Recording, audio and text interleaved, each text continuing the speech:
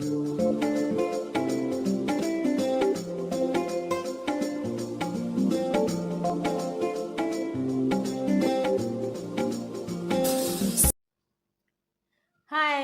my name is Louise. Welcome to the Nanny, where we partner with parents in raising godly children and children with good morals. So we are basically talking about the role of the nanny in this first season. And today I'm talking about handling complaints from the nanny about your child. So the nannies tend to spend lots of time with your children and they discover things about your children that you do not know of. Just like teachers discover things about your children that you don't know of because they spend lots of time with them at school. And that's why when you come for the PTA meetings, they'll let you know that, okay, your child is not good at math concepts, or maybe your child is good at English and literature, or maybe they're good at team building, or they don't like this or the other. So it is the same thing with the nanny. They spend lots of time with your children and they discover things that you do not know about your child. So, how do you handle the situation or situations when the nanny comes to tell you things about your child that you know not of? Now, there are two ways in which the nanny will let you know of. The first way will be spontaneously. For example, you may come back home and find that your child hasn't done their homework yet, and you're wondering, why haven't you done your homework yet? So the nanny will just jump in spontaneously and say, it happens every day. When she comes like this, she goes to the neighbors, she's playing with her children there. When you tell her to come back home, she refuses. When it's almost time for you to come back home, then she rushes home and she's putting us on pressure. She disorganizes the routine of the evening. And because your child doesn't want to make you angry, frustrate you, she'll jump in and say, no, mommy, it's not true. I do my homework. And there's an argument between the nanny and the child. Now, what do you do at that point? The most important thing there and then is to do a ceasefire.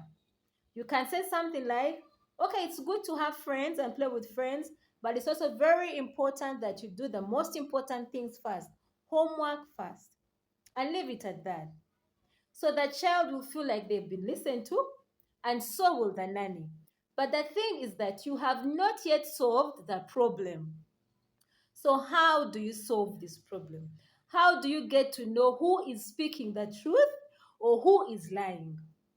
So, we're going to talk about how to handle the child and then the nanny. So, when it comes to the child, one thing you need to know, parents, is that, by the way, yeah, there are children who speak the truth, but you also need to know that children can also lie. That is one thing I have discovered. I will give you an example. There's where I was nannying, and the parents were going to be away for the weekend, so I was in charge of the home. So this child knew, a teenager, she knew my routine of the day, and she wanted to go for a house party that night. So she waited for us to go to bed, and then she sneaked out of the house. And she called her friend, and then they tricked the scary, sent him somewhere, asking him to go buy her something. The friend came in, the friend knew how to drive, stole the parent, the father's car, and they drove off and went. So they came back early in the morning. But it so happened that that day I woke up earlier than usual. And I was rushing to town, to do a few things. So as I was walking down the stairs to the kitchen, the two girls were going upstairs to the room. And I asked them, what are you doing awake early this morning? So the guy who stays at the home tried to come up with a story, but I let it pass. So I went, I spoke to the scary. I'm like, what is this other child doing here this time? So he tells me he's part of the story. So when I went to town, I sat and I thought about what they had done, and I figured out that they had planned this thing well. So when I came back in the evening, I sat with that teenager and I told her, this is what you did. You know, you lied to that scary, you got in, you went with your friend, you didn't shut that door, you put a shoe to keep the door open, and you did this and the other, and then you came in at this time. And she was very surprised and she was very shocked. And I warned her, I told her never to do that again. So children, by the way, they can lie. So before you rush to defend your child. You need to know that this is a child. Yes, as parents, there's that natural bond between you and the child, and you'll be tempted to defend your child over the nanny. But don't be in a hurry, you know. Investigate. Investigate. You can do spot checks, you know. You can come at a time you hardly expect the child to know, or a time that the nanny hardly expects you, and then see what goes on. You understand? Or even you can inquire, you can call your neighbor friend and say, oh, my child, I'm told she comes in the evening. She may let you know. That's if she's also around. She may say, yes, she comes every day from this time to this time, everything, you know. And then if you find out that your child is done in the wrong, discipline them, speak to them, let them know what they are supposed to do and what they are not supposed to do. If at all the child is in the right, then applaud them, you know. Yes. So, investigate. The other thing is ask God for discernment. We can't raise children without God. Ask God for discernment and follow your gut feeling. You see? Yes. So, how do you know that the nanny is telling you the truth or that she's lying? First and foremost, it's very important that you know the character of your nanny. You know, when you spend time with someone, you get to know their character. You get to know their strengths. You get to know their weaknesses. You get to know if they're lying or if they're telling the truth. You get to know those things. I'll give you an example. Where I live now, we have a household, but she's very faithful when it comes to money. You give her money to do the shopping, she will do it well. If there's a balance, she'll bring the balance back. If you tell her, please help me bank this on mobile money, she'll go and she will do it. She respects people's rooms, you know. She wanted at the master's bedroom. And if I told their clothes to wash and you didn't take them out of the room, when you come back in the evening, you'll find the clothes there, you know. She has gained that trust and she's been here for 10 years so far, you know. So when you spend time with the nanny, you get to know their characters. You get. So if at all you know that my nanny is trustworthy and faithful, if she tells you something, look into it. Don't ignore. Remember that the child is yours. You get. The nanny comes and she goes. So if you do not discipline your child, it is you, the parent, who will suffer with such a child. You see. So know the character of your nanny. The other thing is also investigate. You see, you cannot blame someone for something unless um you've gotten evidence. So much as she's told you this and this and this, also go ahead and investigate on your own. Do spot checks as well. And then ask God to give you discernment. Then you'll get to know if the nanny is telling you the truth or if the nanny is lying. Yes. Then the other thing is that, which is really very important. Now, if it so happens that the nanny is telling you the truth, well and good. Talk to your child. Discipline your child. If the nanny is lying, talk to the nanny. Ask her why. Why are you lying about the children? Why are you lying about this situation and that situation?